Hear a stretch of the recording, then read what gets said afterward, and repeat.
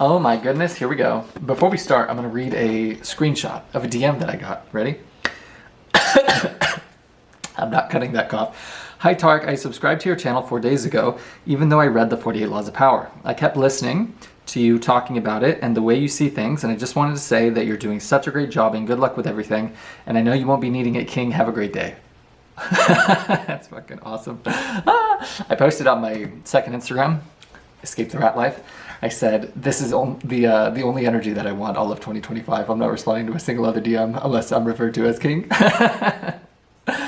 I just thought that was super cool because if you think about it, and you'll have to disregard my sweat, I just came home from the gym and then came home to transcribe law number 41, which is avoid stepping into a great man's shoes. That's what we'll be discussing today.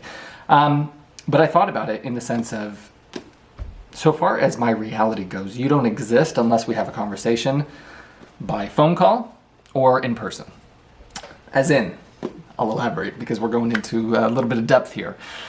As far as my reality is concerned, unless I see you, interact with you, converse with you, IRL, you don't fucking exist to me. Do you understand? You're living your own reality, your own timeline. Does that make sense? If you don't talk to me, if we don't physically interact, if we don't share time on a shared timeline, you're not real. So it's fascinating when you look at that. And I've transmuted comments that I've gotten on my YouTube channel throughout the past just over a year. So a year and 3 months that I've been consistent within Rat Life University. That I don't even perceive them as people. I perceive them as angels who are just giving me the motivation and the encouragement that I need to continue to be guided to stay on the path. And it's such a different perspective when it's just like, because think about it. Any angel, any guardian, they can make up an anon, YouTube account, and they could type in a tiny little word saying, hey, you're doing a great job, keep it up. Or one of my earlier comments, you should do the whole book. Little things like that. When you don't have any motivation to keep going, you're not hyped, you're not excited about, spending hours and hours of prep, reading, lesson planning, filming, editing, all this to get 7 views. Do you know what I'm saying? But you get that one little comment that's like, okay, and it harnesses the success cycle, which is belief, potential, action, results over time until. So when you get the encouragement, that's the tiniest bit of results that I'm going in the right direction, I'm doing a good job, and then that raises your belief that maybe this could work, maybe I'm going the right way, and then that taps into more potential. You take a tiny bit more action, whether that's, better quality of the content, updating your, production, increasing the value that you offer, updating your skills, improving your consistency of your output, and then you'll get even more results, whether you can perceive that in terms of viewership, in terms of, comments that you're getting, what have you. And then do you see how it becomes a flywheel, like a snowball going downhill over and over and over? But the people themselves, they're not real. They're not real as far as they are in my reality. I know that sounds super hippie, but I promise I'm sober. But it's so true. Unless we have a phone call or unless we're in person, you're an NPC of my reality. You don't exist. You're not real. It's fairy dust. It's a fugazi. It's a wagazi. Anyway, so I appreciated the comment nonetheless. That's why we started the fucking lecture off of it. To continue, or to begin, avoid stepping into a great man's shoes. And then I put forge your own path. So the premise of this law is basically the personification of the generational cycle, which is as follows. Good men, strong men, create good times. Good times create weak men. Weak men create hard times. Okay, I'm going to say it again. I butchered it. Strong men, Tarek Haugs, create good times. Okay, easy times. The easy times make weak pussy men. Everything that you're seeing today. These weak cucks create hard times. Okay, and then from the fire of the hard times, great men are forged. Think of your grandparents, right? Think of that generation of good, strong, quality men and women, right? The guys that were getting drafted outside of high school to go fight in a war. The guys that, I can speak for my grandparents personally, married for 62 years, and they would always dress up just on the off chance there would be company. My grandmother would present herself every day in her home, that she got around on a motor scooter, in church clothes and like the, rosy lipstick, and her hair would be done. She's 80, plus years old at this age. Just on the off chance a neighbor would come over. Like that's the level of etiquette and professionalism that they embodied, like to show up correct all the time. They despise the peasant rat that goes to the airport in pajamas. Do you know what I'm saying?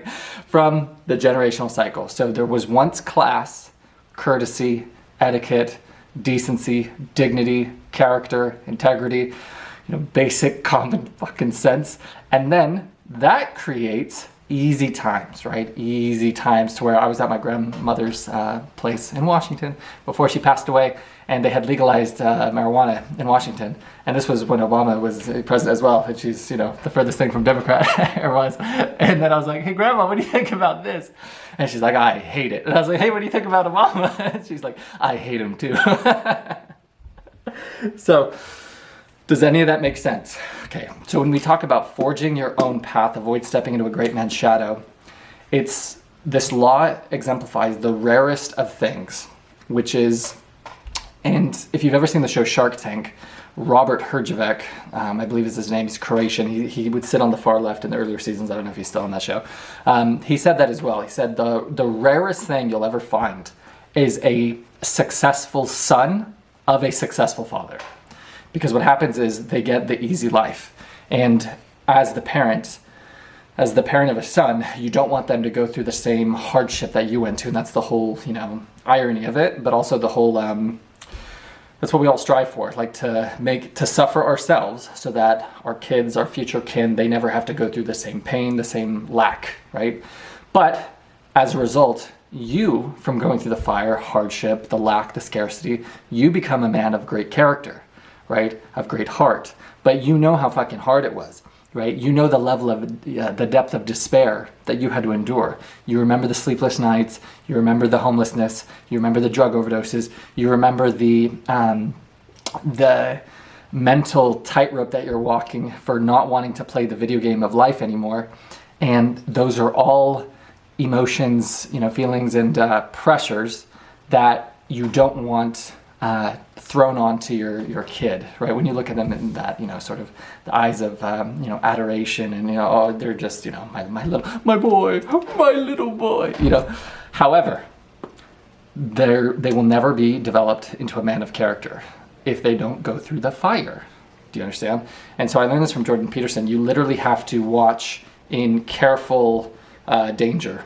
I'm butchering it, but like cautiously dangerous. Like you have to allow your kids the environment to fall down, to scrape their knee, to get injured, to break bones.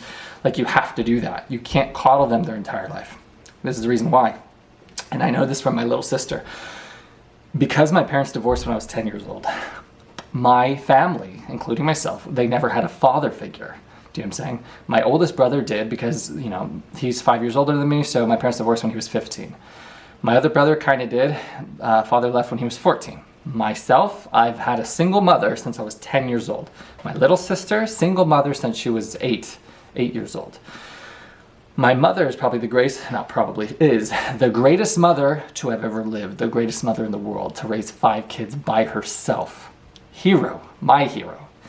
However, terrible, horrific father, because she never taught any of my kids leadership, decisiveness, assertiveness, discipline, accountability, which is super fucking important for women in this world who do not have a shred of it. My little sister, my mom coddles her to no end. Coddles. She always has an escape. She always has a backup. She always has a safety net. She has never allowed her to fail.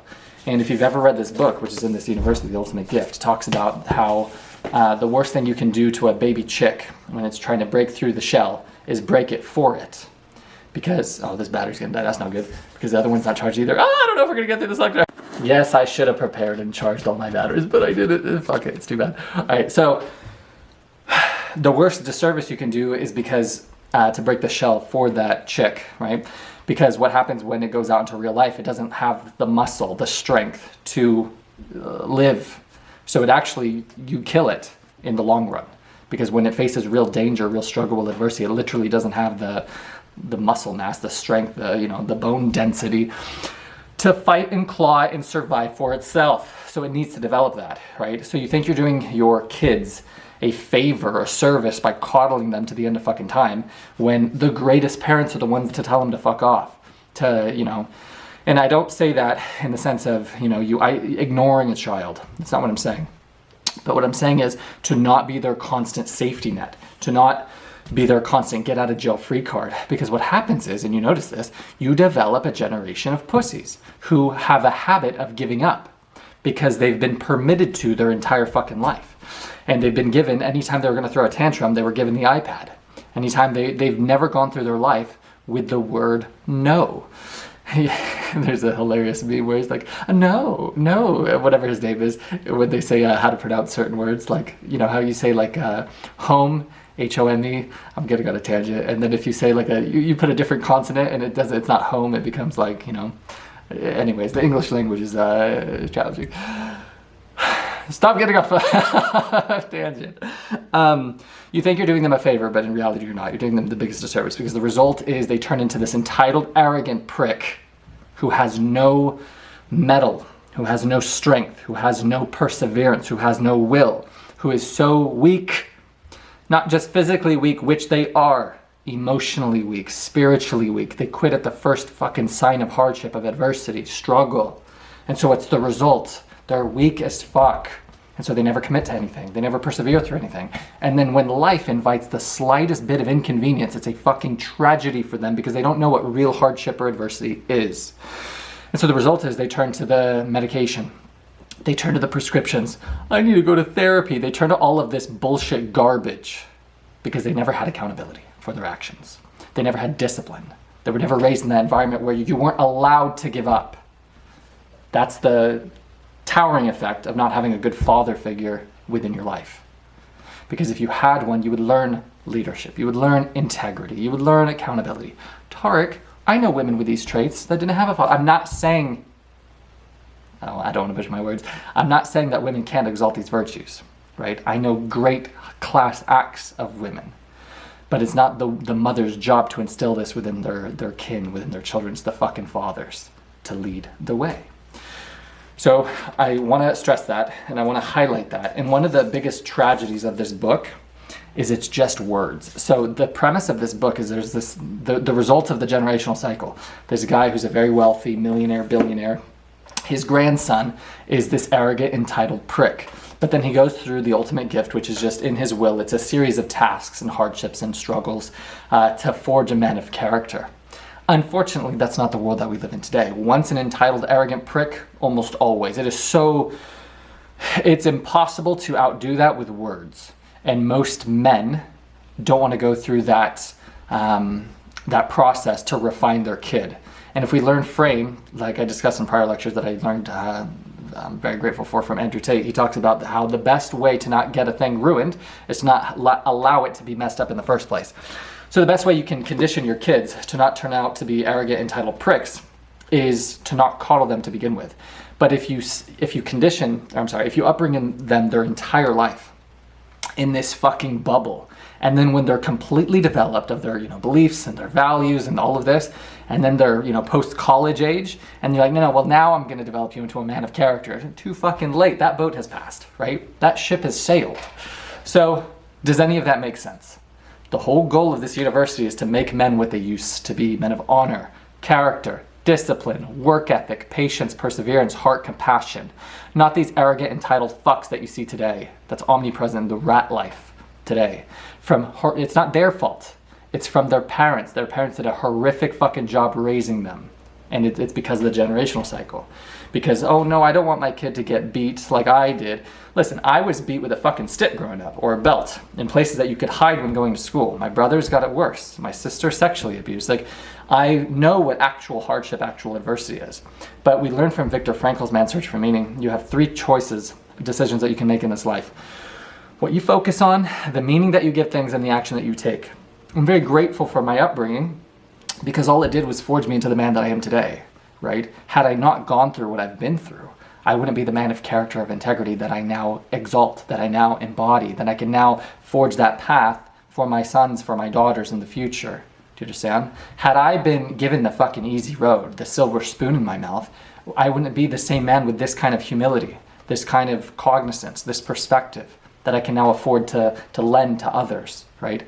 If I was handed everything, if I was never told fucking no, if my parents never divorced and we were never put on food stamps, welfare, social security. Like, I was told no my entire life. When I moved from, we didn't have any family here in Southern California when my parents split, and my father locked the apartment, like changed the locks so my mom couldn't, go into her own place.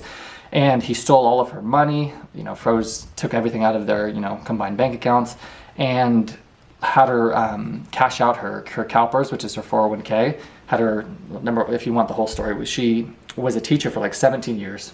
Yeah, 17 years. She was about to be set for life for like her pension and everything. But he made her quit her job, cash out her retirement savings, and then take on had to have been over 6 figures of student loan debt to become an attorney, and then to go down the bar route and all this, because that's what he wanted her to do. And then after they were together, put their money together for real estate, so he would buy and flip houses and then make profit, and then we would just do that again on a new property. So I always moved every few years. And when he was the peak of the betrayal, not the physical or sexual abuse that he imparted, changed the locks, stole all her shit, and then basically she was homeless with 5 kids to raise by herself. And so the only family we had was in a tiny little town called Chowchilla, which is north of Fresno in California. It's like in the valley. And the place that we lived at was my cousin's, the only family that we had in the area. And it was like my cousin lived there, my uncle lived there. I lived in a garage for 3 years with 2 of my brothers. That's how I graduated high school. It's like homeless, essentially, because I'm not in a home. I'm in a fucking garage of a home. And then after UCLA, I would live on a couch with my uncle and my brother in a 2-bedroom apartment, but again, not in it. And then for I could give the whole list of the hardship, of the struggle, of the adversity, but I'm not a victim of any of that bullshit, because like I said, all it did was make me the man that I am today. All it took was for my mom to put a bar of soap in my mouth one time for me to never use profanity in front of her again while I was being brought up. All it took was the discipline of what would happen if I didn't show up with excellence in my academia, from the discipline that we got. And I say discipline, which is probably a very light way to say abuse. When I was raised, I mostly got the stick. He called it the lasaya, and so we'd get beat with a fucking stick. But there would be psychological abuse too. Like, one of the punishments that we had when I was a child was you had to stand in a corner, facing the corner, raising your arms up as high as you possibly could, for as long as you could. And I don't know if you've ever done this, which I'm not saying that I might do this to my kids. It's kind of brilliant in the sense that you don't actually harm them. They experience a tremendous amount of pain mentally and psychologically, because it's kind of like if you hold a plank where time just feels like infinite. It's like the longest minute I've ever endured. You're not physically beating them, but they feel excruciating burn from an isometric contraction of you holding your arms up in the air, so your shoulders are on fire, and then you're shaking and you're crying, because if you were to your arm is straight, and if you were to bend it a little bit, then there was the threat that you were going to get hit and have to start all over. So anyways, fun times. I saw a meme that, wow, you're so funny. And they're like, yeah, I had trauma growing up. It's hot as fuck in here. I'm sweating like crazy. Does any of that make sense? So the whole idea of this law, he talks about, it is the hardest thing ever to become a made man when you have that overbearing shadow of a great predecessor, because of the generational cycle. Because great men breed pussies, right? They breed cowards. It's the rarest thing for a man who went through hell to have the courage or the stoicism or the emotional control to sit back and allow their kid to go through the same fucking hell, because they know how hard it was, they know how painful it was. And so you, as that parental figure, you're like, fuck, I don't know if I can stomach watching my kid go through hell and back, even when that is the only reason you're the man that you are today, right? But it's like, I can put myself in this perspective. I cannot wait to have daughters, Alice and Charlotte.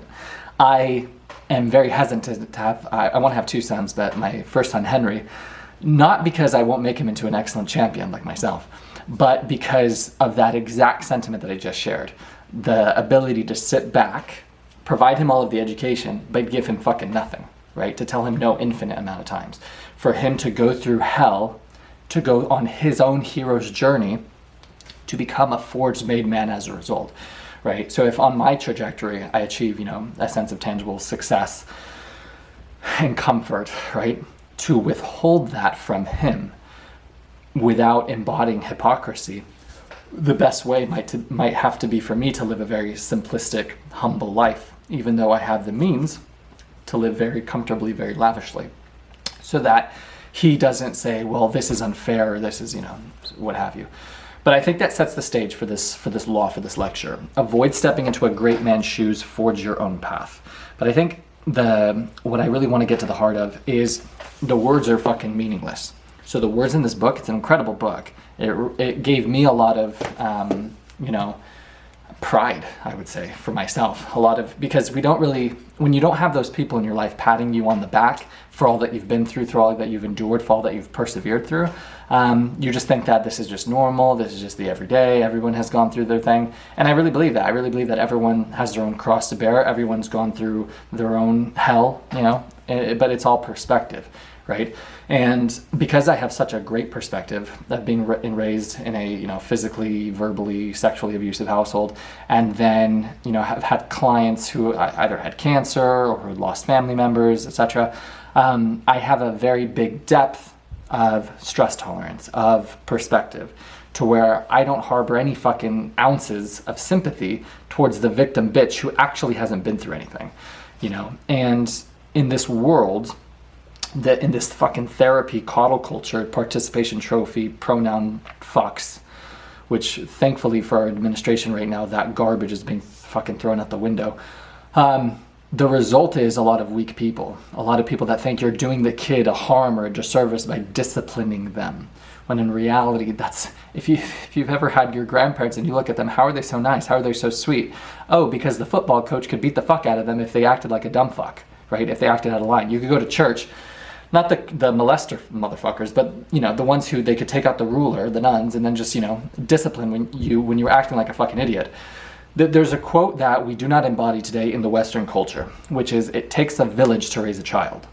Because back in the day, any person could check you, right? Your neighbor. There was all a community of mutual respect, of mutual dignity, of shame, right? If you ever watch an old TV show where they'll be like, your kid did this, and then the level of shame that they have because it's the last name that they're throwing dirt on, or they don't even feel comfortable going back into their home, and having to look their parents in the face, knowing the amount of dishonor, disgrace, and shame that they brought upon the family.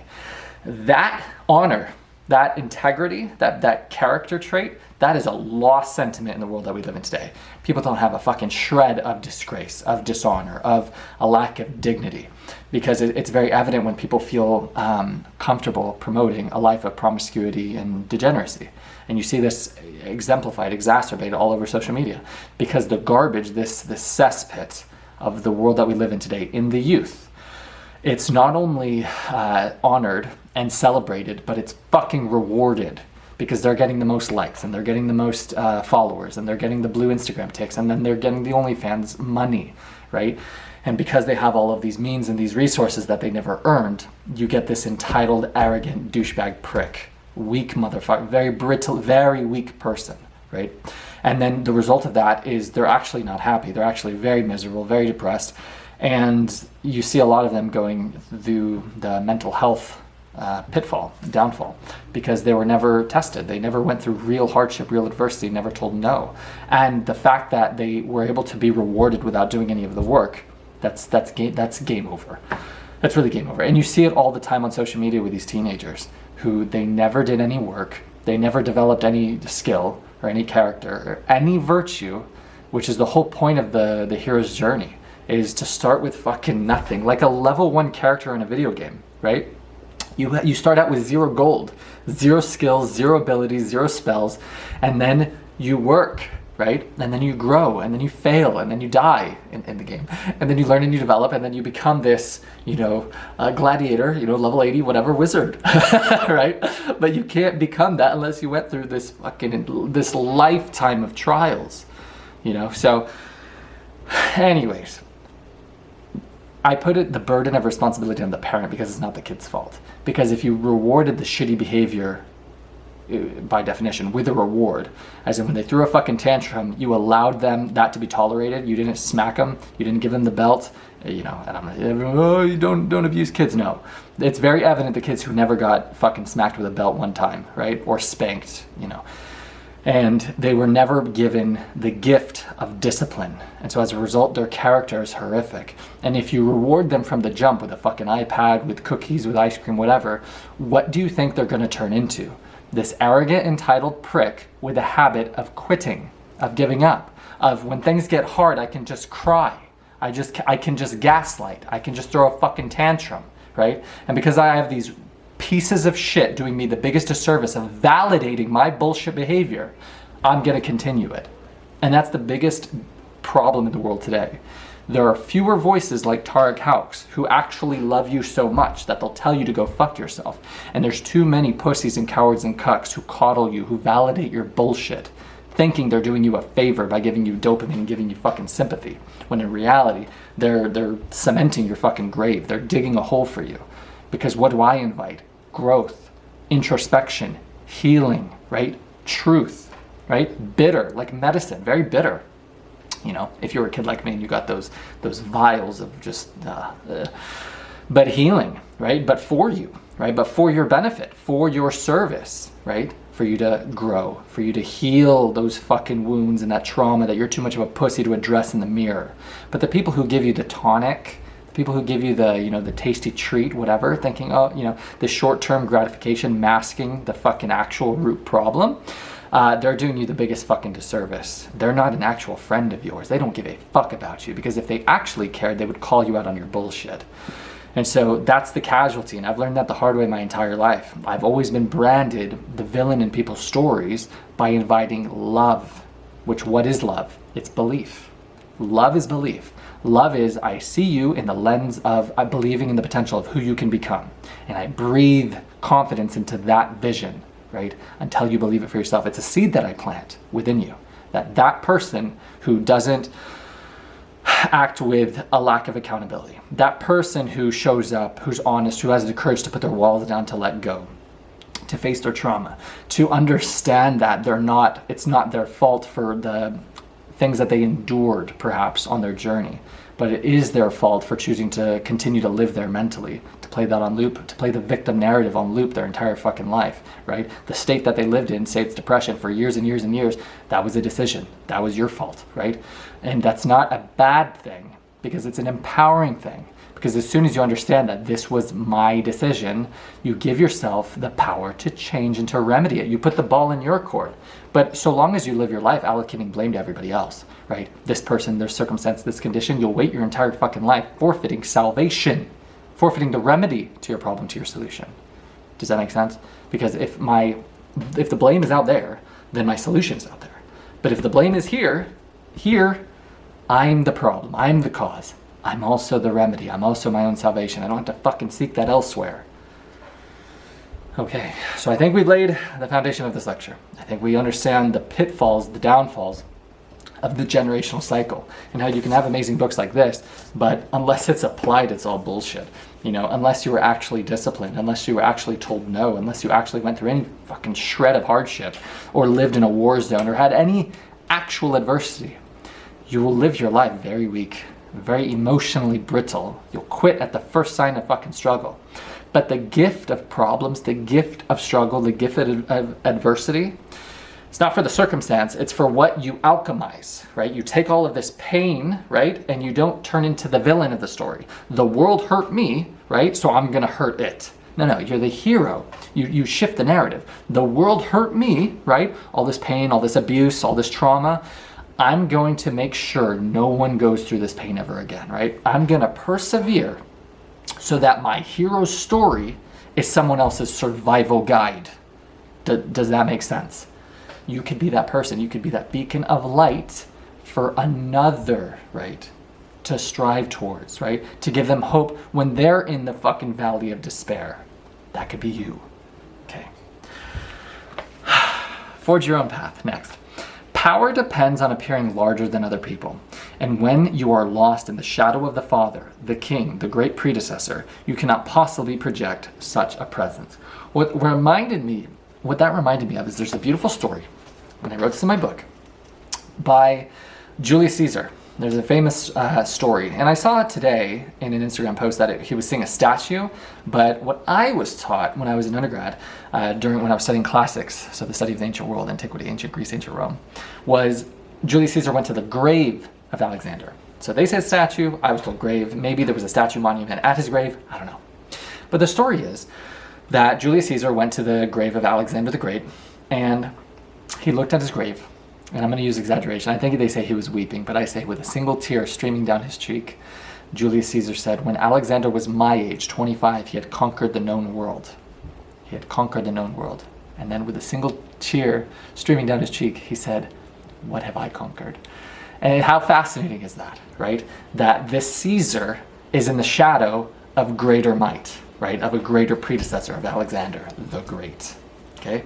So the whole idea is forging your own path, stepping out of the shadow of that predecessor, that father, they say that former king, right?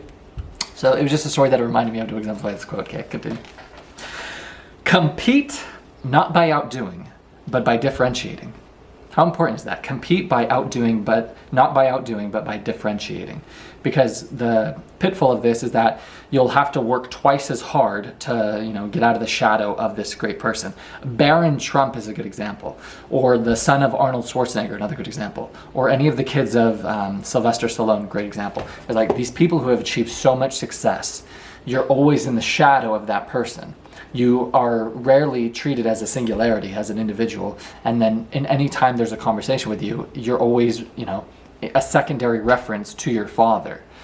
And so there's a couple ways that they describe in this law to shatter that, right? That, generational pattern, which is number one, you have to work twice as hard to outdo all of your, predecessor, your father's achievements, or simply differentiate, become your own person, forge your own path, right? Harness your own identity. The challenges with shitty parents, and I want to be cognizant of this before I have children, is they put their bullshit onto the kid, right? The things that they wish that they did, that they didn't do, they live out their dreams. I knew a guy at work who did this through their kid. And I remember he was bitching about his son not wanting to go the military route. Through, I don't know if it was SEALs or something. And then I asked him a very simple question. I said, does your son have the slightest bit of interest to do this? He said, no, not at all. And then one of my angels was in the room and she was like, well, that's the end of the conversation.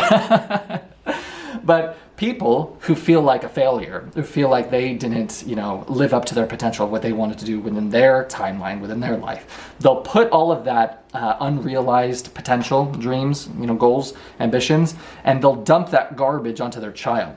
Now, don't mistake me. I'm not saying it's garbage to go down a Navy SEAL route. You cherry picking motherfucker. What I'm saying is you projecting your bullshit onto your children is the most unfair garbage. And what you're going to get is the rebellious kid. The one who says, listen, you fucking goat, I don't want to do this garbage.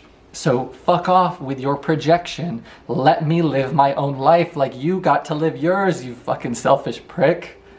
Does that make sense? Let them live, let them fail, let them do their thing. Do you know what I'm saying? The best thing you could do as a parent is, again, it's what I was, butchering that Jordan Peterson talked about. You have to be able to cautiously stand idle while they go through danger, right? While they fail. You have to watch them fail and break bone and make mistakes and fuck up.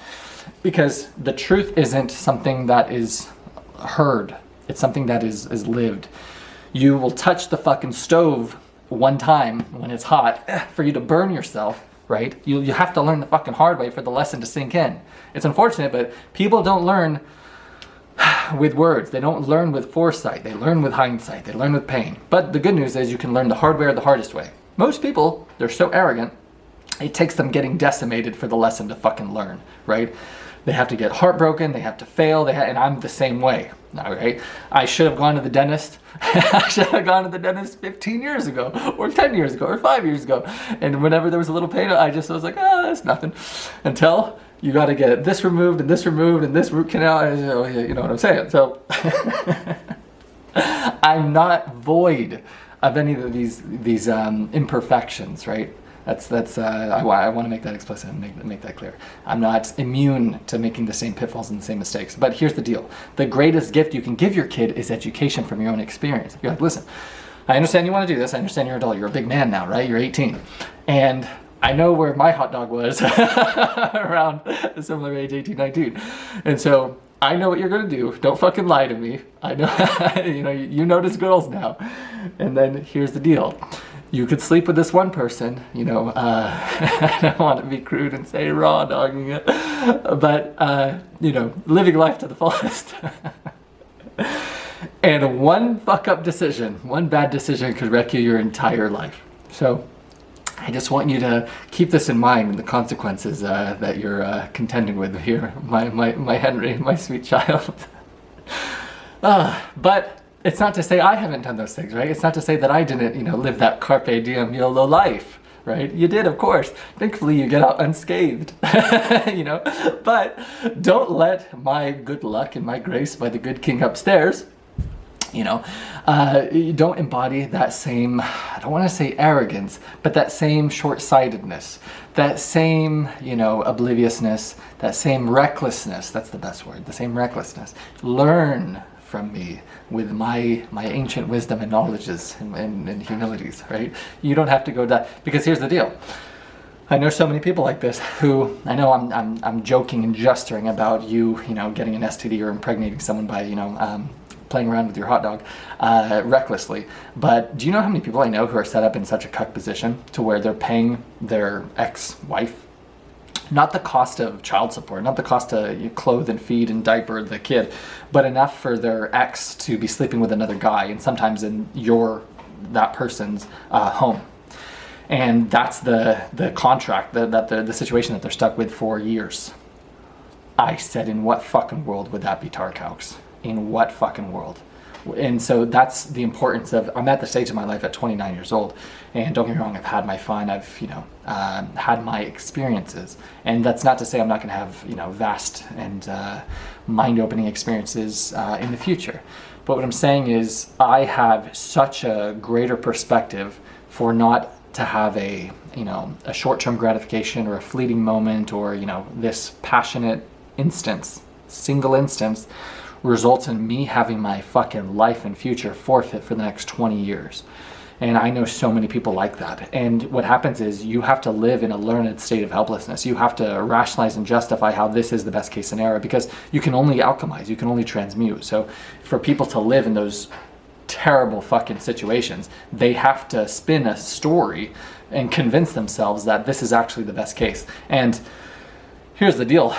It's from that sort of foreshadowing and eerie warning of what I talked about from Viktor Frankl, the 3 decisions that you can make, which is what you focus on and the meaning that you give things, and then the action that you take. And so what is the alternative? You have to say, this happened for me. And that's how you have to cope, and that's what they'll do. But I know so many guys like that, who they allowed the framework to get fucked up from the start, and so they've ruined their, their life. You know what I'm saying? So with all the jests, you can see through the severity that, dude, don't be that guy. Don't make these stupid fucking decisions for this, short-term, short-lived passion and excitement and thrill. All right, that's my sex ed speech. Here we go. So compete not by outdoing, but by differentiating, right? And that's not to say I'm not going to raise a very charismatic, charming, seductive son. I can't blame him. He takes from his father. Okay, create your own name. And I put like Princess Diana.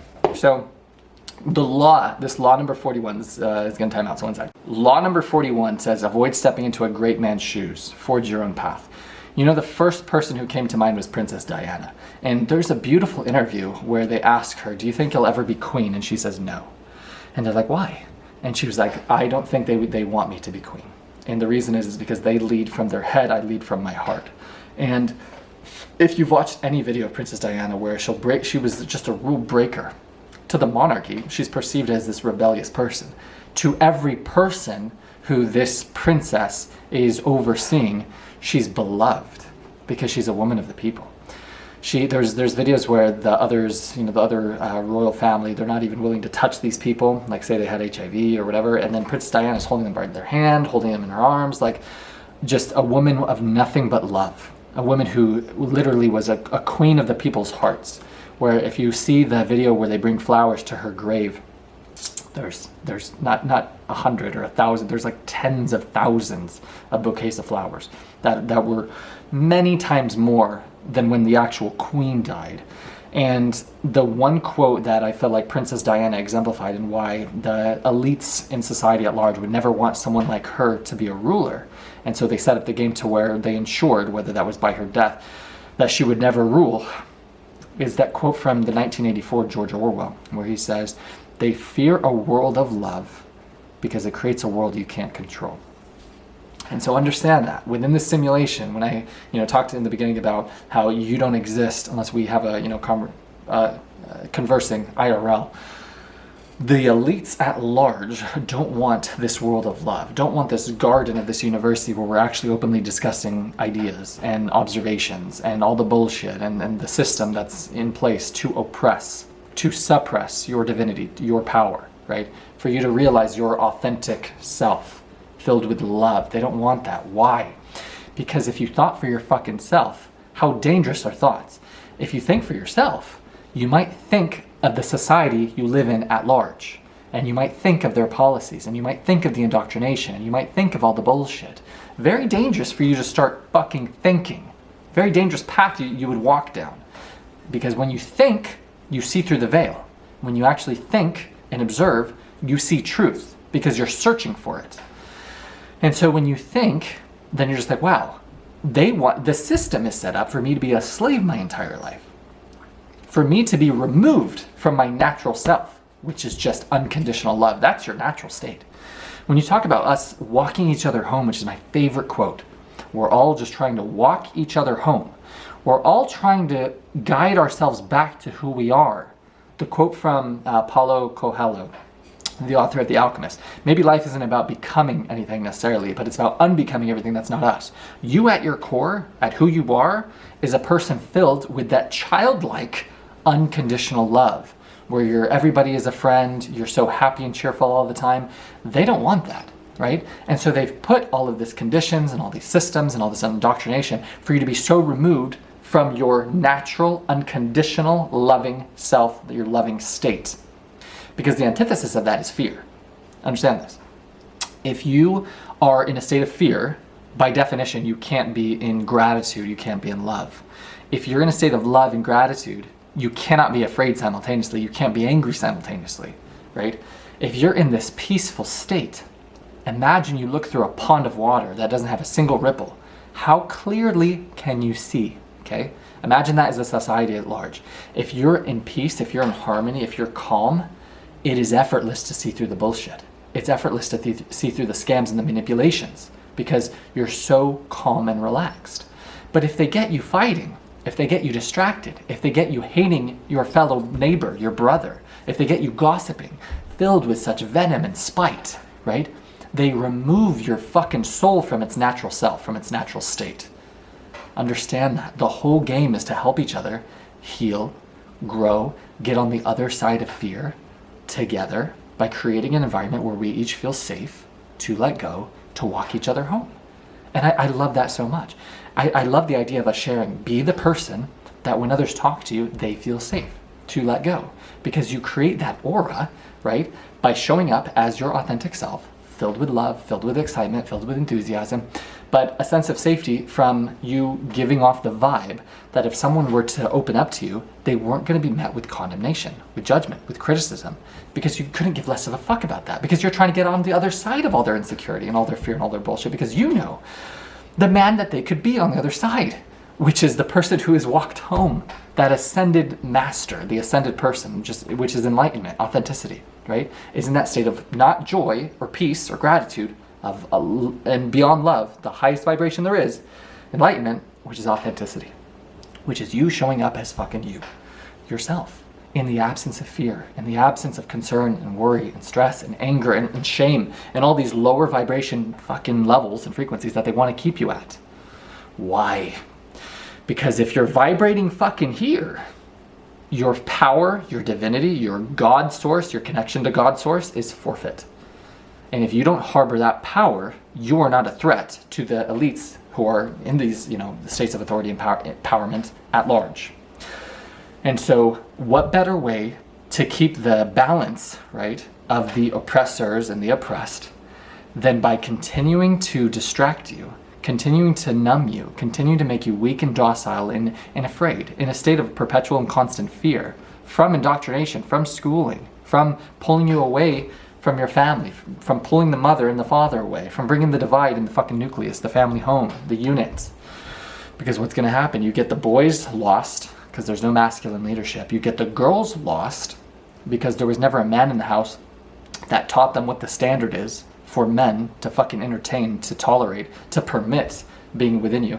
And this is so evident in today's culture that if you look at women who entertain super shitty guys, it's because they never had a father figure that said, this is the standard, right? Because how it should be is you embody that standard for your princess, for your girl. And then the deal is, the man you choose, that's no problem, but once you choose them, they're replacing me. So I'm your provider until you take on this guy, and then I fuck off, right? But women who are never shown what a real man is, what real etiquette is, what real standard is, any woman watching this, if you've never been given a flower before, if you've never walked down the sidewalk and the guy's walking on the side with the traffic, right? The first of the vanguard to die. Basic things, the guy who opens the door for you. Like, if you've never experienced basic consideration, etiquette, chivalry, whatever you want to call it, it's very unfortunate that you never had that, as a given to you, right? That should be given etiquette. But it's unfortunate in this world with a divorce rate of above 40% in the absence of God. Because I told you that the caveat of that statistic is so beautiful that less than 1% of relationships with the foundation of God end in separation and in divorce. How fucking beautiful is that? So I put that caveat on there. But that's why Princess Diana was the person who came to mind, is because she embodied nothing but love, nothing but unconditional love, nothing but being a woman of voice and actually giving a shit about the people that she served, what royalty, what leadership should be, right? You're only appointed there by the people you're governing. That's how it should be. But the fact is, that's not how it actually is. How it actually is, it's the scene from A Bug's Life, where they're like, well, there was that one ant who stood up to me, and they're like, we outnumber these ants, these fucking runts of society, these cattle, these peasants, these slaves, 1,000 to 1. If they outnumber us 1,000 to 1. If they ever woke up to that fact, our way of life as we know it would be over, right? He said, this isn't about food in the movie. He said, this is about keeping them in line. So you can extrapolate that, right? It's about keeping them in line. If we allow them, right, to remember. That's the whole game of the world that we live in today. Think of you like a spirit, like a soul. We come from spirit into this human experience. I know this is only going to reach a very few people that this resonates with. Where the whole game is remembering our divinity. That's the whole game. We're walking each other home. You harness your highest vibration, your highest frequency, right, through authenticity. Not anger and shame and bitterness and resentment. I'm going like this. All the horribly lower vibrations and frequencies. No. Once we get you into a state of love, of joy, of peace, of healing, which can only be achieved on the other side of you healing. I can't get you to love and to gratitude and to joy unless we've addressed your fucking trauma, unless we've addressed your shame, your guilt, your limiting beliefs, all of that shit that you're holding on to, that you haven't let go of, all the things that you blame yourself for. And don't mistake me when I say to take full ownership and responsibility, right? But people blame themselves for things that they had no control over. I know people like that, who this was my fault. I knew that chick she was depressed and she didn't want to have a dog because she was like, she was so fucking stupid that she was like, it's just unfair to the dog because the dog didn't ask to be with me. And I said, shut the fuck up. It's so fucking stupid. Oh, it's crazy. Some people, man. Anyway, didn't work out with that person. Fuck, I'm sweating. It's so hot in here because I don't want to keep the AC on because someone said that the audio is not good when I have this, so you gotta see me sweating profusely. But anyways, does any of that make sense? We're trying to walk each other home. We're trying to help each other get back to our natural harmonious state of our highest vibrations, our highest frequencies, which is beyond gratitude, beyond joy and peace and love.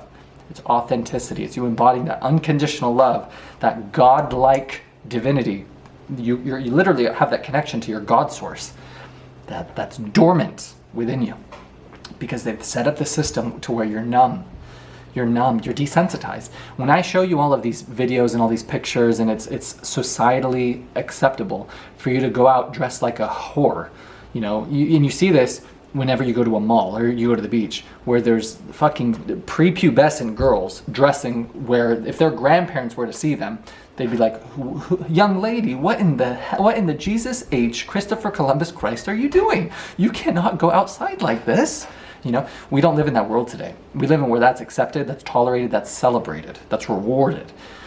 And so the consequence of that promiscuity and that garbage and that degeneracy, it's a very desensitized world where we're numb to what we should be disgraced by, what we should be dishonored by, what we should be ashamed of. We're very numb to that. Okay, that's one, right? We're numb. We're docile. We're obedient. We're very, I said numb already. We're fatigued all the time. Because if I have you working long hours, and I have you working long hours, I have you sleep deprived, and I have you constantly either swiping on a dating app, or I have you scrolling on social media, or I have you addicted to porn, or I have you addicted to video games, what kind of vitality, tenacity, passion, energy do you think you fucking have, right? To get up, to try, to persevere, to go through fire, to go through discomfort, to show up, to have any sense of fire within you. No, you'll be slow, you'll be weak, you'll be passionless, right? And it's so evident with men today. And I saw a great video, and again, we talk about you aligning with your angels on your journey, and that people that you see on social media, this is how I perceive it, are just a projection of my own consciousness, of where I am in my journey of ascension, okay? I don't know if that's going to resonate with anyone, but when I see a person, it's like, this is my currently resonating spirit guide on my journey of walking myself home, of being walked home by these spirits, by these guides, by these angels. Okay. And she said, I don't think you realize what a rare energy you have, because to you it's normal, right? To you it's your everyday. But I think the people, they can feel your energy. They can feel your excitement. They can feel your enthusiasm before you even open your mouth.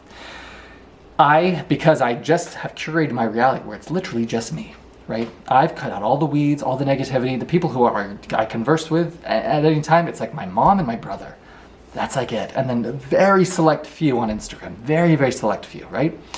Because I've set such a fucking high standard of access to me, access to Tarek, access to my garden, which is, if it's not abundance and if it's not unconditional love, unconditioned, that there's no condition to love me, that you're going to love me as I am, who I am, the full Tarek, not the dulled, blunted edges. No, the sharp, pointy, this is it, take it or fucking leave it, right? It's taken me so long to remember my value, so long to be embarrassed at the shit that I once settled for, so long for me to embody who I am fully, to show up as my loving, happy, charming, charismatic, sexy, attractive, all the things, Tarek self, right?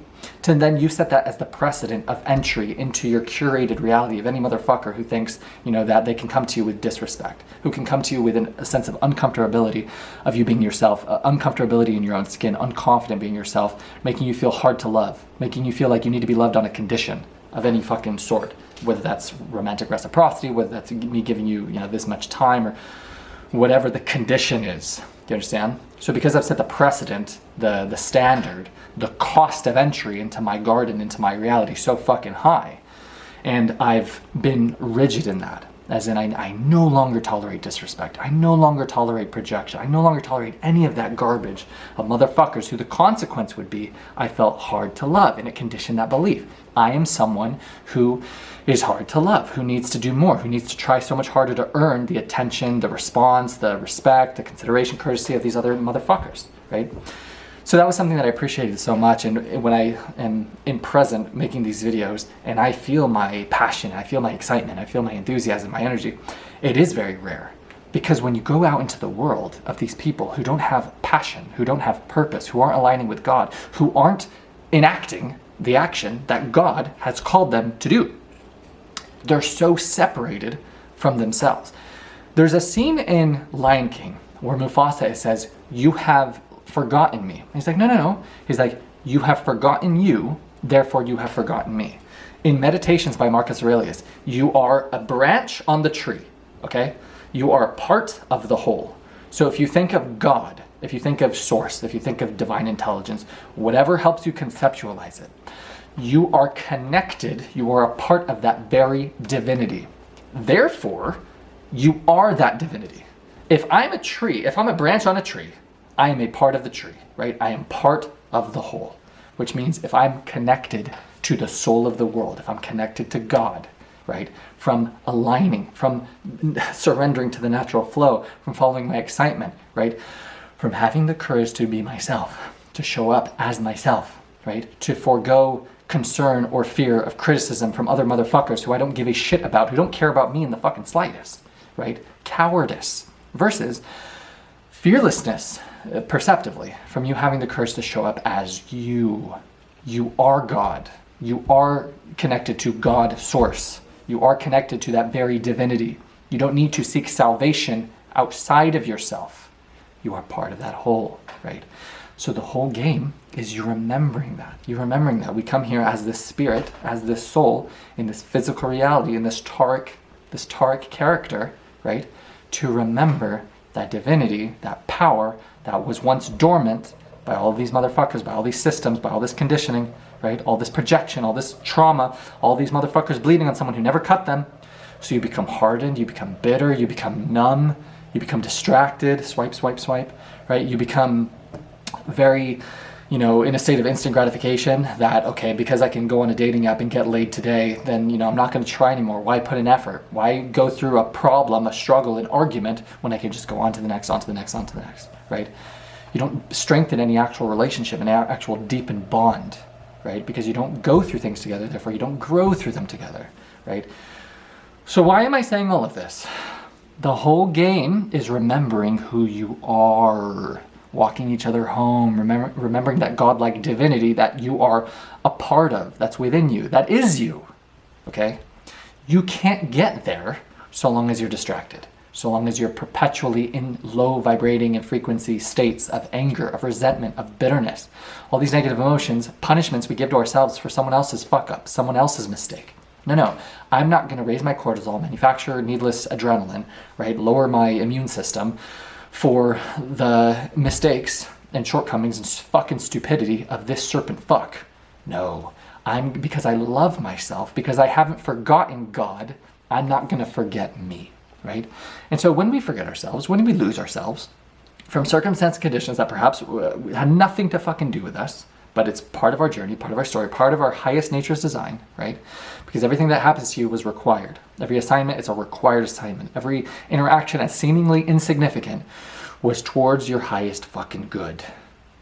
And I know in the past I said that you can set up the game to where you actually get fucked, and then, but if this is for your highest good, in the sense of you paying child support to a person who's more than the cost of raising the kid, and so you're paying for another guy to fuck your wife. I don't know. I haven't done that thought experiment to how that is possibly the best thing for you versus a complete, horrific endgame. But that one aside, from a person who didn't set up the game of having the courage to pursue their life and they let cowardice stand, you could remember your fucking divinity, long story made long, right? And you could have the courage to let go, which is humility, and allow for help from other guides, from other spirits, from other people who love you unconditionally for you, who want to walk you home, right? Who want to get you to remember who you are, who you have the potential to be, right? In that loving, healed state, full of love, full of gratitude, full of peace, full of joy, full of security, not bleeding on people who didn't cut you, not being filled with anger and resentment and shame and bitterness and spite. No. Joy, peace, gratitude, right? Clear water, unconditional love. Because you know what the beauty of that is? If you're filled with so much love, if your cup overfilleth, how much love do you now have to give to others? That's what they don't want. That's what they don't want. Because so long as your cup of unconditional self-love is so filled, you threaten to give that love that overfilleth, the cup that overfloweth, to others. Dangerous. Why? Because if everybody's cup was clear, it's perfect analogies. If everybody's cup was calm, was peaceful, was not stressed, wasn't worried, how fucking dangerous to the society at large, trying to imprison you, trying to make you their slave for a lifetime. Very dangerous. Because there's no fucking world where a person with that much self-love and that much self-respect would tolerate that shit.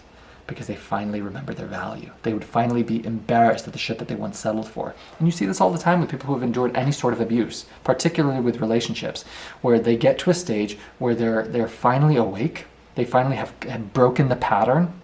They finally caught the pattern of manipulation, of gaslighting, of this, and they turn like this. They're just like, oh man, what a motherfucker, right? They use that constructively, not as a mistake that they made in the past, as a baton to beat themselves to death with. And we all experience that. And I experienced this with my rat life job. I would feel so much bitterness and anger and spite towards myself for being the person who tolerated this fucking garbage. Like, you know better. But dude, all of us will get manipulated. All of us will get abused. All of us, it happens. But the beauty is you can learn from it, and you can use the past to learn from, not as a baton to beat yourself to death with, not as something that's repeated and repeated and repeated, right? That's a decision. For you to choose that this happened to me, I'm going to take no action, and I'm going to focus on all the things that I can't control. That's very defeating of a life, right? Versus you saying, what can I focus on? How did this happen for me? And then you could use the past analogy where I said the guy who sets his life up fucking horrifically. Maybe he uses that to learn from, and then 20 years, it's a 20-year hard-learned lesson. Or 18 years, and then when the kid's 18, and then he doesn't have that tie anymore, then he doesn't make that mistake again in the future. Okay.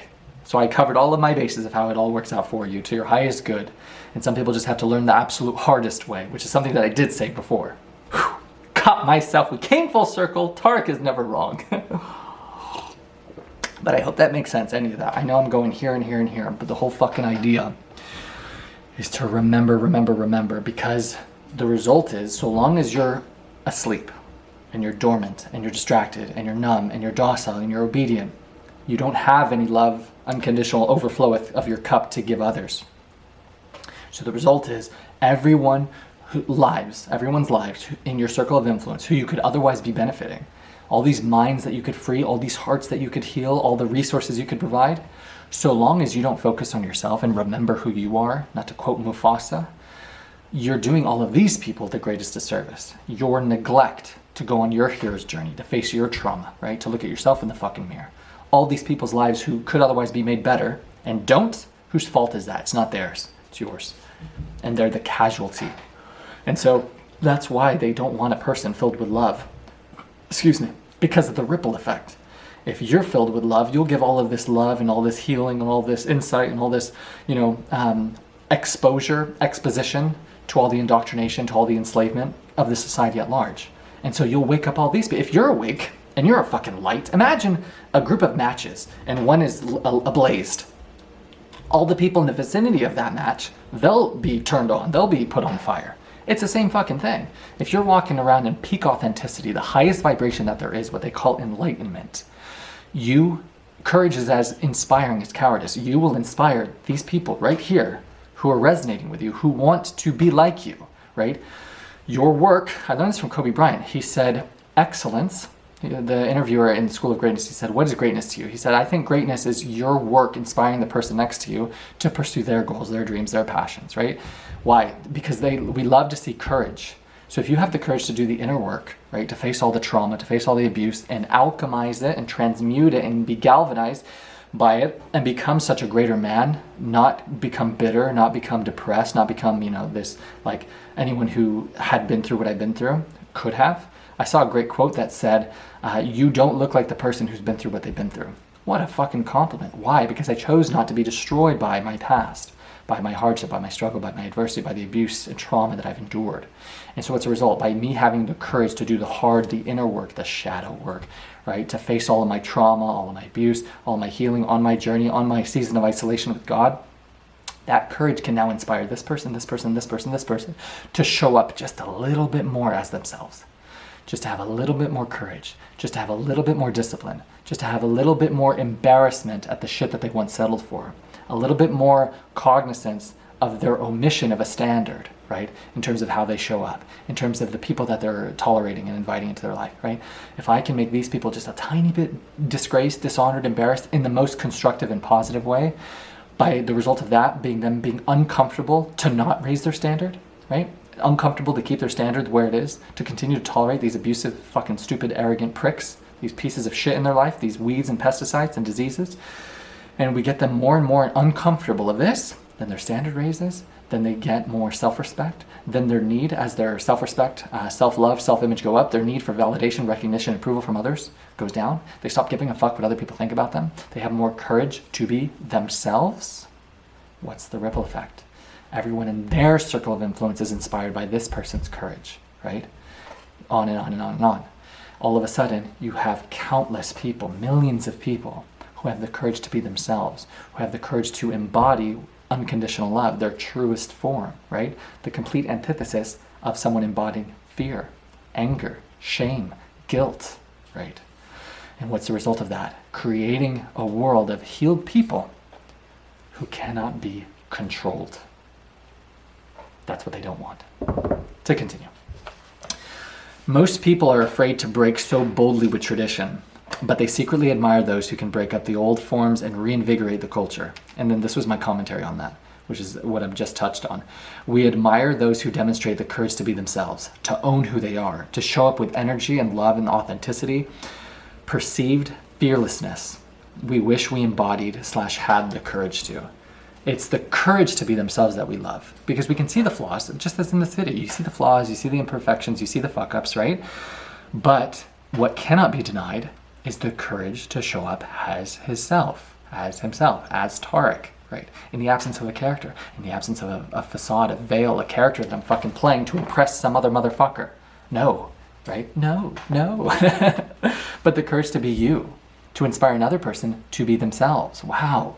What a concept, right? Because most people, they give more of a fuck what their friends, what their family, significant other, all these fucking people think, that they'll spend their entire life never actually being themselves, never actually speaking their truth, living a quiet life of desperation, when in reality, all these people that you're so afraid of, afraid to own who you are, afraid to appear less than, they don't give a fuck about you. Why?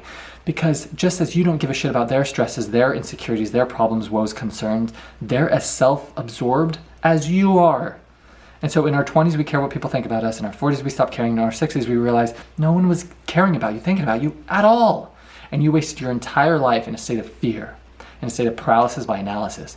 You live your life as a bitter, resentful spectator because you never had the courage to step into the fucking arena, because you gave more of a fuck about these other losers and nobodies and these people who aren't even real. Like I talked about, projections of your consciousness who are just, unless they converse with you, they're not even in your fucking reality. They're not on your same physical reality, your physical plane. And you let the fear of what people who aren't even real, you let the fear of their words and their criticism stand, right? To harbor now cowardice, to let the window of opportunity close. And so you live the rest of your life with what if, with regret, with bitterness, with resentment, to where now you're that shitty dickhead of a spectator who can do nothing except talk shit about this other guy, this new person who's avoided stepping into a great man's shoes, the one who has the courage to forge their own path. You're now, because that person stands as a mirror, all you can do is talk shit to try to bring them down, because their success is just going to be a reflection of what could have been your potential success. And so you'll spend your whole life resenting the person who actually had the courage to pursue, because all it is a mirror exposing your cowardice. Don't be that person. Don't be that guy. Don't be that girl. How do you do that? By having the courage to let go, having the courage to believe in yourself, having the courage to tell everybody to fuck off as much as it hurts, as lonely as it gets. You don't lose anyone by doing that. You don't lose anyone by telling them honestly how you feel about them, the girl that you like, whatever. You don't lose them by being honest. And if they decide not to be with you, why would you want to be with someone who didn't want to be with you? Crazy. Once you remember your value, be embarrassed of that shit you wouldn't settle for. You'll never regret trying. You'll never regret failing.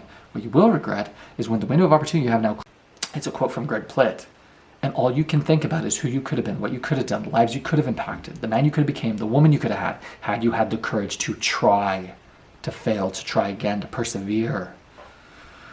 You spend the rest of your life in quiet desperation with the burden of what if regret.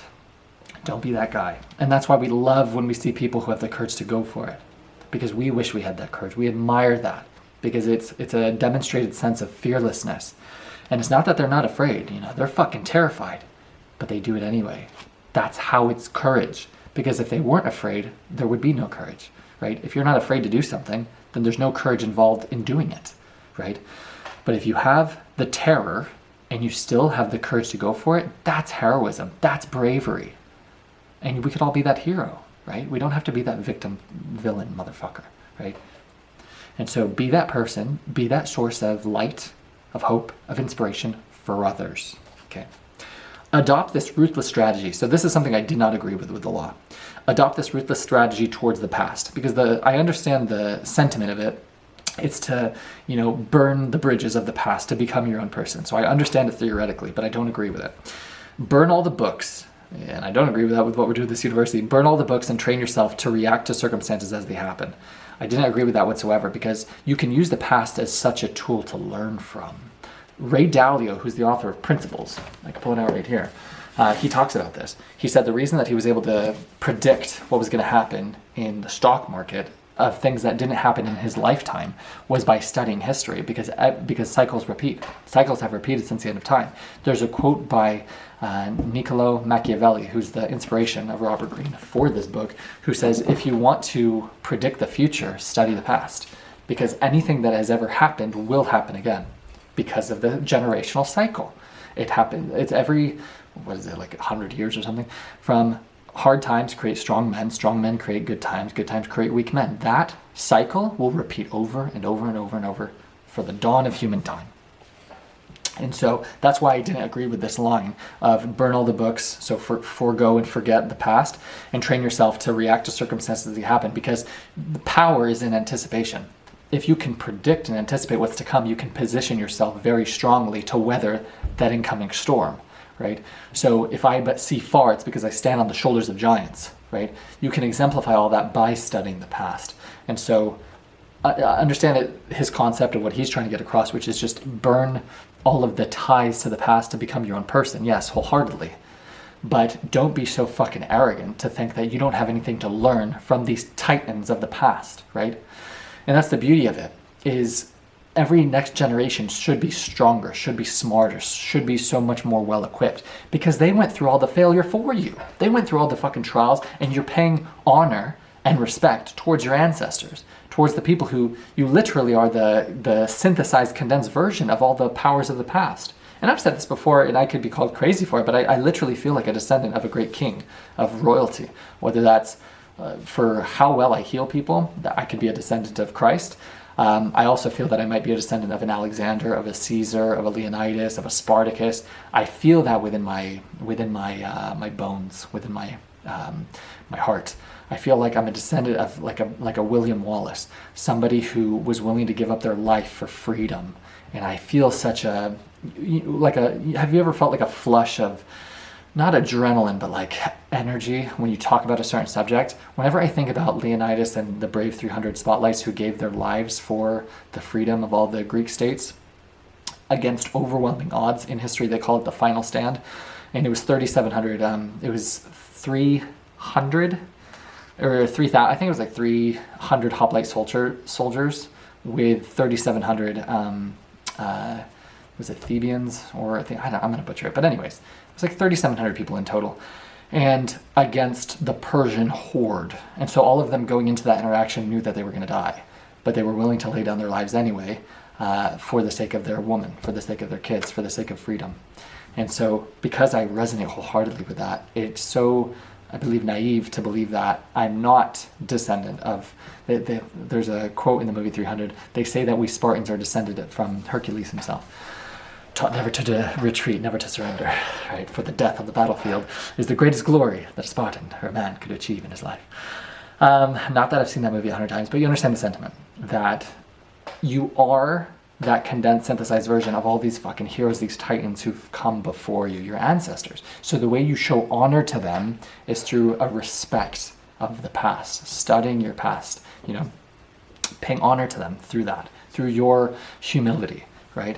And so that's why I challenged that quote from Robert Greene, understanding, like I said, where he comes from, to forge your own path, to be your own person, to not be defined by all the past. You can choose to live your life on your terms, to follow what is your excitement, what makes you feel so alive, but understand that the only reason you are the person that you are today is because of all these other people. I saw a great thing that it was like, just to go back, like, I don't know, 1,000 years, it was like 4,000 people had to fall in love. And it's really cool. Like if you think about your parents and your grandparents and then those grandparents' grandparents, hundreds and hundreds and hundreds and hundreds of people had to find each other and fall in love and go through their entire life for you to be here today. And for you to forego all of that cognizance, it's quite a short sight, right? It's quite disrespectful, I think, to the people of the past, who without them and without their experiences and without their perseverance, who went through fucking wars and famines and hardship and fucking medieval peasantry, had they not persevered and endured through all of that, you wouldn't fucking be here today. So because I have such a good perspective on a long-term time horizon on history, when I studied antiquity, we're talking about thousands of years ago, I have such a great respect for the past, for history. So that's why I challenged that quote. So I hope you can appreciate that. We talked about the generational cycle, which is the theme of this book. Highly would recommend. But this book doesn't really do anything if your child or adolescent or teenager is already a lost cause, I'll be honest. The only thing that will undo that bullshit is trauma and hardship and discipline and work ethic and putting them through fire and making them do manual labor and telling them no and taking away the iPad and phone. That's reading a book, unfortunately, despite everything that I'm promoting with this university, doesn't mean anything when it's not applied. All the knowledge and all the wisdom, all the theory is great on paper, but until you actually apply it, none of it fucking means anything. And so if you read all of these great pieces of literature and work, when I talk about not coddling your kid and you, oh, this is such a great book for that, and then you're their get out of jail free card at every fucking opportunity, thinking you're doing them a favor, thinking you're doing them a disservice, you're actually being a horrific parent. And their shitty upbringing, their shitty character that's cemented as a result is not their fault, it is yours. So take that for what you will. But the whole premise of this university is that new knowledge isn't necessarily learning something new, it's learning to behave in a way that we haven't previously behaved before. So harbor that cognizance, right? Okay. The generational cycle. And then I put the empress, this is a quote from the book, the empress who ruled wisely after years of learning the hard way. So that's the beauty about you studying history and studying and just reading books. There's a quote by Jim Rohn, he's like, did you know there's people who have achieved untold amounts of success, unfathomable success, and they've written books about how they did it, and people don't read it? He said, fascinating. So, the empress who ruled wisely after years of learning the hard way, right? You can only learn the hard way. You only learn the hard way or the hardest way. I read the book, The 10X Rule, who said the thing that has been branded into my psyche after my mistake. It said, do not underestimate the amount of support you're going to get. Do not overestimate the amount of work it's going to take. Okay? I'll say it again. This is for entrepreneurship. Do not underestimate the amount of work it's going to take. Do not overestimate the amount of support you're going to get. I read that. I learned it. I, just took it to heart. But then when time came of me doing entrepreneurship, I didn't apply any of it. And I overestimated the amount of support I was going to get, I had, and I underestimated severely the amount of work that it was going to take to bring something like a pre-workout supplement company to life. And so you're like, oh wow, to get sales, I actually have to do 100 times the expected work and overcome 100 times the amount of adversity and hardship. And that's why entrepreneurship is so fucking hard, but it's the only path that's worth it, because if you just don't give up and you just continue to persevere, the result is freedom forever. So, words, theory, that didn't mean shit, and I still had to learn the fucking hard way. And so that's the beauty about personal development in terms of literature. It can give you so much foresight if you have humility and cognizance, but you still have to learn the fucking hard way. You still have to go to the arena. You could read every book on sales, but until you pick up the phone and have one sales call and have to overcome this objection in real time, all of your book knowledge doesn't mean shit in the streets, son. Do you know what I'm saying? And so that's the beauty about my upbringing, is I have so much street knowledge, so much street cred, and so much actual, and I'm not saying street knowledge isn't actual knowledge, because that's experience in the actual arena of life, but I have such a rich lens when you have the experience of the gladiator within the arena, and then all of the literature to provide so much insight and reflection and wisdom of wealth and learning, especially when you've made mistakes. So for me, I've always found that healing, to where I'll make a mistake and then I'll read something or listen to someone who's described the exact mistake that I made, and then it'll allow me for so much reflection, especially when they're speaking in a tone of grace. It's just a reminder to not use the past as a baton to beat yourself to death with. And when I've lacked the ability to articulate how an experience that I endured, how it made me feel, why I made the decision that I made, whatever, and then you read something or hear something where someone who went through the exact same thing is able to articulate why he made this decision, when this happened, then this is how I reacted, this is how I felt this way. It's a really good way, especially when you don't have people in your life to talk to or to converse with, to validate all of your emotions. I didn't get to heal as much as I was able to heal from my 18 months of abuse from my rat life job of nothing but verbal abuse, manipulation, gaslighting, just sick psychological abuse that my serpent snake would implore on me, had I not been gifted conversations with other people that had also endured the same, if not worse, abuse, that was able to validate my experience. Because otherwise, if they get you isolated and they abuse you, then your mindset is it just in my head? Is it just me? And, I know I have a really high degree of stress tolerance, but this is really fucked. Am I just being weak? Am I just being a bitch? And then they're like, no, you've just been abused the last 18 months. And you're just like, oh, So, again, from the literature, very healing, very rich, very a good wealth of therapeutic remedies via literature. All right, to continue.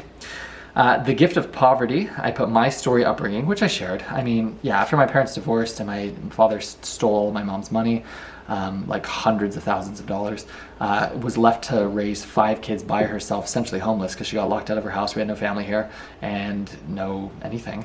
So went to go live in a garage for 3 years, and then, the story of the rat life began.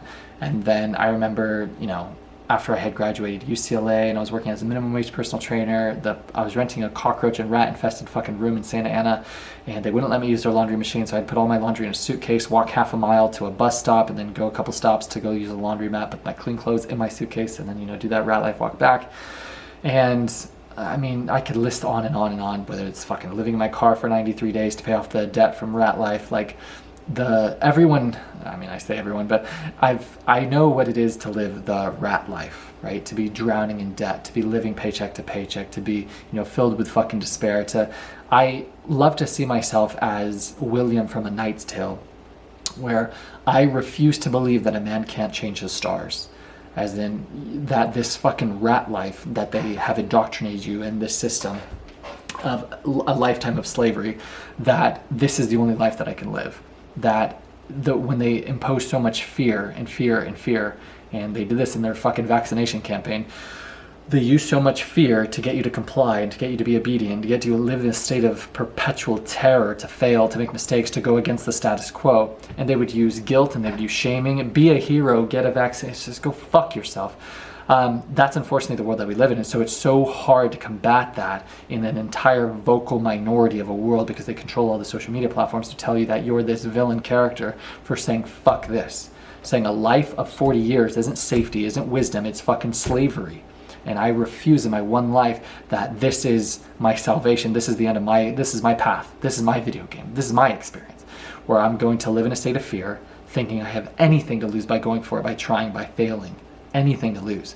Because if I lose, then I get to go back to what everybody else's plan A is, which to me is death. I would rather fucking die than live for 40 years as a courtier. 40 years of having to be dormant in my truth, to not be able to be in a position to speak up against tyranny and oppression and manipulation and gaslighting and abuse and toxicity. And you're surrounded by fucking clowns all day, and you're surrounded by these pussies and these cowards and these spineless cucks all day, joking about what divorce number they're on. And you're just like, get me the fuck away from these fucking losers, right? It's very unfortunate because you're some of the 5 people that you spend the most time with. And to think that 40 fucking years, this is going to be my sentence. And I say sentence because, dude, this is a death sentence. Because they want you as a good cattle, paying your taxes, settling for the breadcrumbs of life, living in a state of lack, living in anger, resentment, shame, guilt, bitterness, spite, frustration, depression. No, I say fuck all that. I'm going to live in harmony, in grace, in love, in beauty, in healing, in nourishment, in positivity, in optimism, hope, in it's possible. in encouragement, in support, in the word yes, in God, in truth, in light. I'm going to live my life with no regrets, with no what if. I'm going to live my life, saying that, fuck it, man, I went for it. Fuck it, I had the courage to be myself in a world that wanted me to conform, wanted me to be that next slave, right? That pussy, that coward.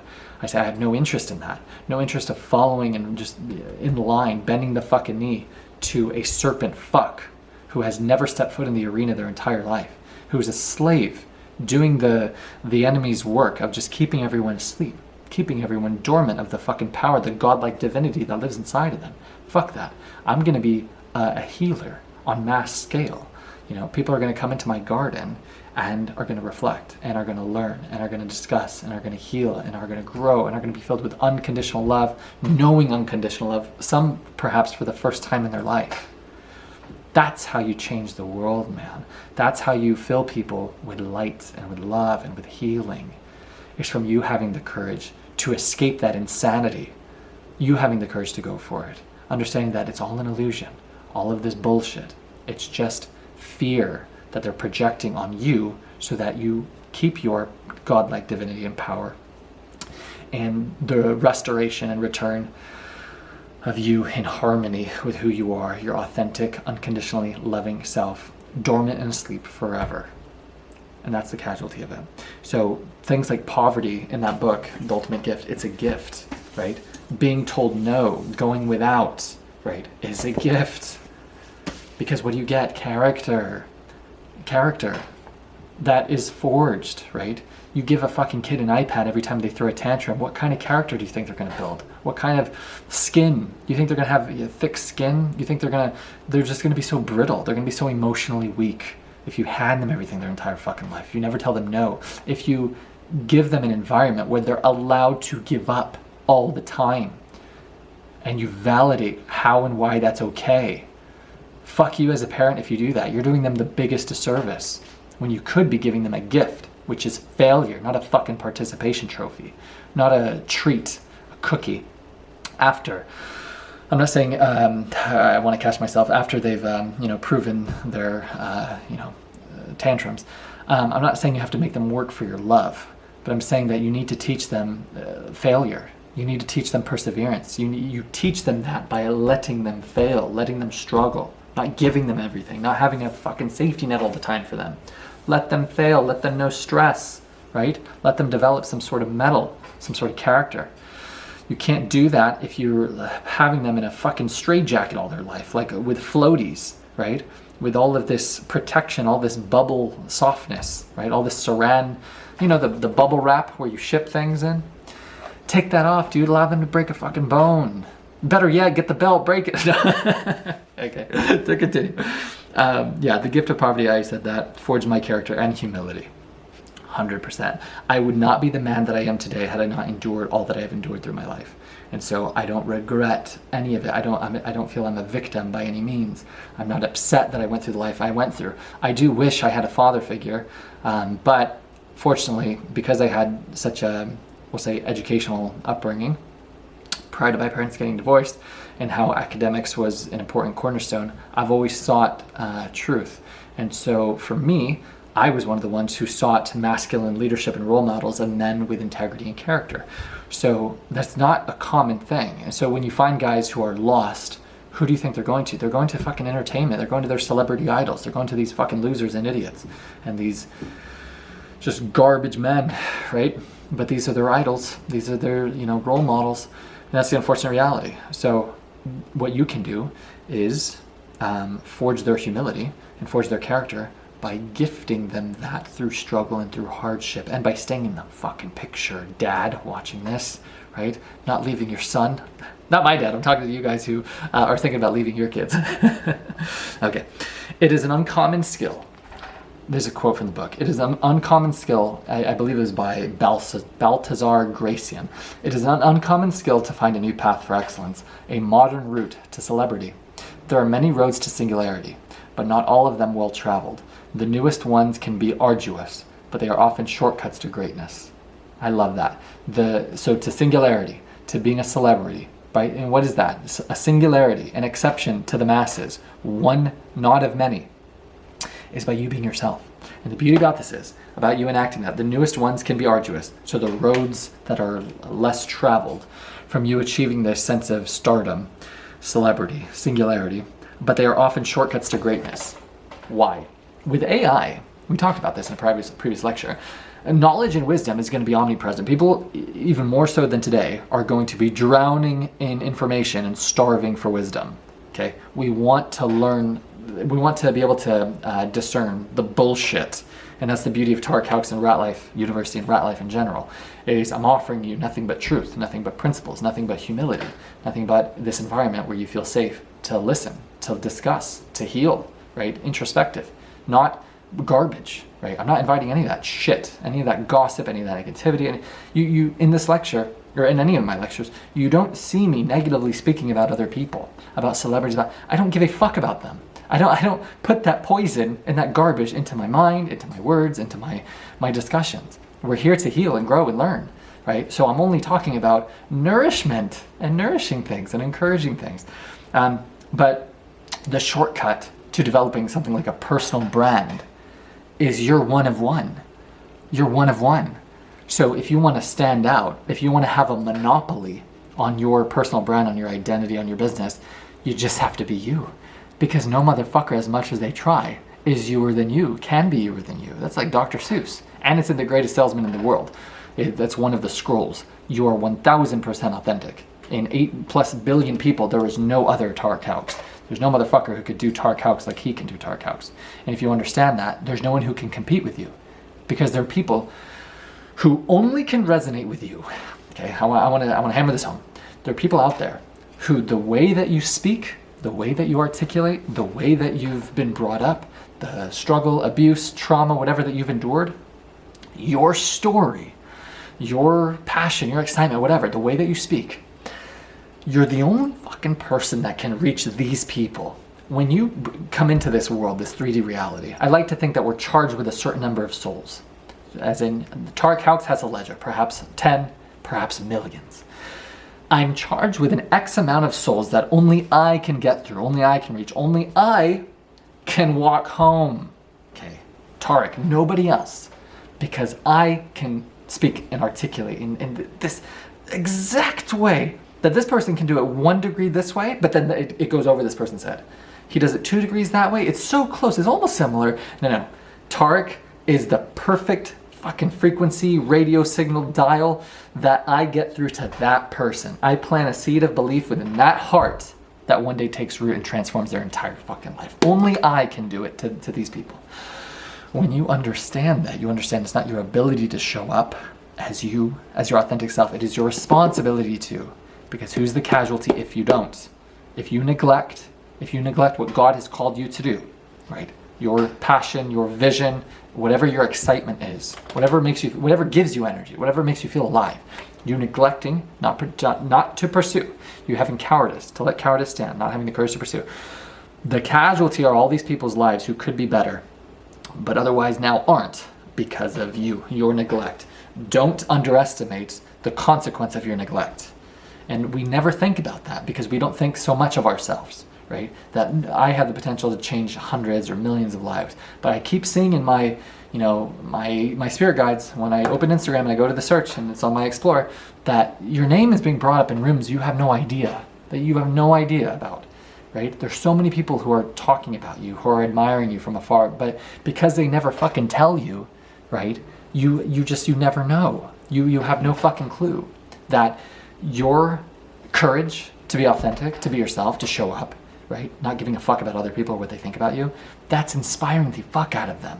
But because they don't tell you, you spend all your days thinking that you're not so special, you're not so gifted, you're not so talented, right? You're not so valuable. When you're possibly the source of light and hope and encouragement and inspiration for fucking countless people, right? Countless people who want to date you or who want to do business with you or want to give you this opportunity or whatever. But you'll never know that unless you have the courage to be seen and continue to be seen. Right? You'll never find the people on the other side of this who love you for you so long as you pretend to be someone who you're not. Because then you'll get all the people who like you for the character that you're pretending to fucking be, the character you're pretending to play. But when you have the courage to show up as yourself, you, who you are, then you'll find the people who love you for You. And how beautiful is that? How light is that of a character to live? Somebody who gets to live their entire life in the absence of all the masks that weigh us down, right? Countless masks, all the guilt and all the shame that I need to wear all of these masks to pretend to be somebody who I'm ashamed of. No, fuck no. Take it or leave it. I'm no longer softening my edges. I'm no longer blunting my speech. I'm no longer saying things that are the antithesis of my heart, right? This is Tarek. Take it or fucking leave it. If you don't resonate, go fuck yourself. And not even that. Just get out of here. Just get out of the garden, right? I'm here to heal. I'm here to learn. I'm here to grow. I'm here to discuss healing with other heroes who have the humility and the courage to let go. Because that's the only thing I care about. That's the only thing that makes me happy. It's not the cowards. It's not these pussies who put on this front, who wear all these masks, who are too much of a pussy to open up, to let go, to cry. Fuck those cowards. Because I have a plethora of experience of these people. And you'll find them in the form of the psychologists and the therapists and all these people who they're the biggest fucking pussies. And they mask their insecurity and their fear with arrogance and with a smile. You see this all the fucking time in that category. Is they're the ones who are the most traumatized. They're the ones who have the most fear. And so they're the ones, in my experience, who are the biggest pussies to let go, right? And so when you invite such a garden like this, where the cost of entry is forfeiting ego and fear, and you have to embody courage to open up, to be honest, to discuss, to go into your past, to face the trauma, to face the demons that you've been sweeping under the rug all the time, that terrifies the fuck out of them. They're so afraid what they might say. They're so afraid to look less than, to look like they don't have it all together from this fucking character that they've propped up, right? And most people, they'll live their entire life like that, you know? And I don't have the slightest bit of interest to fucking deal, to converse with, to talk to have access to me in the fucking slightest. Because I don't want to spend my life in the vicinity of cowards. I want to spend it with heroes, with the ones who have the courage to let go, the courage to believe, the courage to pursue, right? I don't say those things lightly when I talk about what rat life is about. The courage to pursue, which is letting go. It's the number one thing. So understand that that's the shortcut to your, excuse me, gosh, the shortcut to your personal brand is if you want to be a monopoly, if you want to have no competition in the marketplace, be yourself, and you won't. Don't pretend to be a fucking character, and then you won't have any sort of competition, because if you're pretending to be somebody else can pretend to be that person too, right?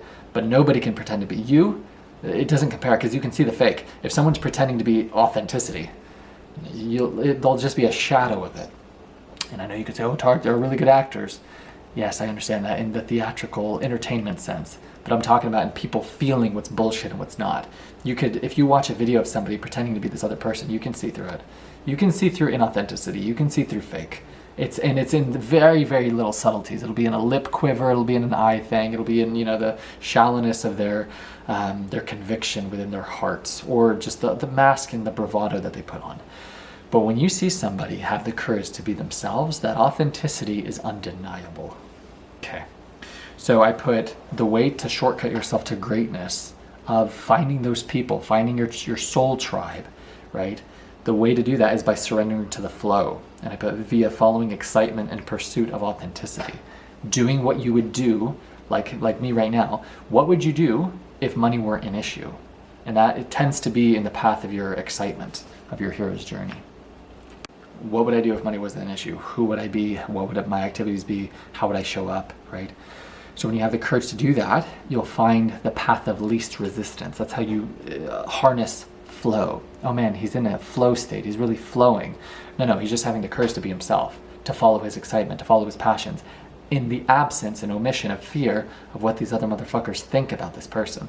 I saw great videos by Michael Jordan, who would get all the criticism for his failure in going to baseball before he returned back to the Chicago Bulls. And he said, this gave me so much lens, this gave me so much learning, this gave me so much perspective on, these guys were making $1,500 for the month. And so it gave me so much more gratitude and all this. And it talks about everything that you go through on your hero's journey is required by your nature's design. It happens for you. And so he said, you'll get criticism from all these, fucking nobodies, but they have no idea how all of this is serving for me towards my highest good. He didn't say that in those exact words, but that's the exact sentiment. And so understand that whatever you're going through right now, and you're afraid to follow what it is that is your excitement or your passion because you give more of a fuck about what these other losers and nobody thinks about you, then you're going to live your entire life like that. And then you're going to find that you're not happy, that you're depressed, that you're anxious from the window of opportunity closing. You're going to feel a sense of anxiety and stress because you see the person you could have been or what you could have created or built. But instead of going brick by brick, instead of doing the job right, instead of, trying to just go level 1, level 2, level 3, but you're jumping to level 50, you're falling into the comparison trap. You're thinking, oh, I'm running out of time. I better hurry, listening to the enemy, because God never talks like that. God says, you're fine. Relax. Stay with me. You're in my race. Stop. Don't look at the person who I have them in a different race. You're here. Relax. Breathe. Right? Don't be the antithesis of that. Do you know what I'm saying? It requires courage, though. It requires courage to let go. But it also requires courage to pursue, to take action, right? And to not give a fuck about what other people think about you when you're on that journey, because you're going to be alone and you're going to look less than, and your status is going to go down, and you're not going to get sales, and you're going to fuck up and fail 10 times. And I learned this personally from entrepreneurship. Like, you're going to have 10 different failures, but then you're going to not. Then you're going to have one that you're like, no, this is what I'm aligned with. This is what God's called me to do. This is it. This is the one. But all of the other things gave me I can speak for this university. Had I not gone through all of my failures and all my abuse and all my trauma or whatever, I wouldn't have a degree of the authority that I now have, that I can now present within this university, had I not endured all that I did. So all of this was preparing me for this. This was all necessary trials, necessary tribulations, necessary adversity, right? To cultivate the man and the character that I now am, that I now embody, right? So it wasn't failure, it was learning. It wasn't failure, it was preparation, right? It was catalyst. It was requirement, right? For my highest good, for my highest nature's design, my greatest potential. So that now I can speak with experience on what the fuck I'm talking about. Not just words from these books, but I have actually lived it. I've actually walked down the path. I've actually endured all of this abuse and all this fucking harassment, all this mistreatment, all this, physical abuse, whatever the fuck. So now I can talk to that little girl, that little boy going through the same fucking thing, and give them actual solace and actual calm and actual reassurance that, dude, it's going to be okay, right? You're going to be fine, right? You're not going to wish this on anybody else, but you're going to be so glad that you went through it for the man that you, or woman that you became as a result of it, the man that you've become now as a result of enduring all of that pain and hardship and adversity and struggle, right? Now you get to be the hero for the next person, right? You get to be that light, that beacon of hope for the next person enduring this abuse or this trauma or this manipulation or this whatever the fuck. So now you get to walk somebody else home. Do you see how beautiful that is? It's that ripple effect. It's you get to hear on your journey of enlightenment, right? Just once you're walked home from the past, from all these great titans and heroes, and as a result, you get to, walk another person home. You get to walk another person back to unconditional love. So it's all food for thought. But the fastest way to expedite that journey is by you surrendering to flow via following excitement and pursuit of authenticity. Because so long as you're playing another character, that's the path of the most resistance, right? But it's effortless to be ourselves. There's no required increased effort for me to be me, because I'm not playing a fucking character, so I don't need more to put more energy behind Tarek, right? It's already full throttle. It's it. I get energy from being myself, from doing what I love. It doesn't expend any energy from me. You know what I'm saying? So, last line. Why the fear? I didn't write that correctly at all. Why they fear someone like a Princess Diana.